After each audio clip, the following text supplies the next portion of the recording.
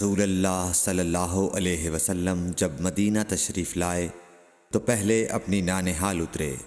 جو انصار تھے، اور وہاں آپ نے 16 یا 17 ماہ بیت المقدس کی طرف منہ کر کے نماز پڑھی، اور آپ کی خواہش تھی کہ آپ کا قبلہ بیت اللہ کی طرف ہو۔ جب بیت اللہ کی طرف نماز پڑھنے کا حکم ہو گیا تو سب سے پہلی نماز جو آپ نے بیت اللہ کی طرف پڑھی عصر کی نماز تھی۔ وہاں آپ صلی اللہ علیہ وسلم کے ساتھ لوگوں نے بھی نماز پڑھی۔ پھر آپ کے ساتھ نماز پڑھنے والوں سے ایک آدمی نکلا اور اس کا مسجد بنی حارثہ کی طرف گزر ہوا تو وہ لوگ رکوع میں تھے۔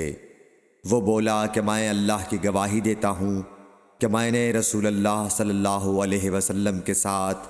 مکے کی طرف منہ کر کے نماز پڑھی ہے۔ یہ سن کر وہ لوگ اسی حال میں بیت اللہ کی طرف گھوم گئے، اور جب رسول اللہ صلی اللہ علیہ وسلم بیت المقدس کی طرف منہ کر کے نماز پڑھا کرتے تھے، یہودی اور عیسائی خوش ہوتے تھے، مگر جب آپ نے بیت اللہ کی طرف منہ پھیر لیا تو انہیں یہ امر ناگوار ہوا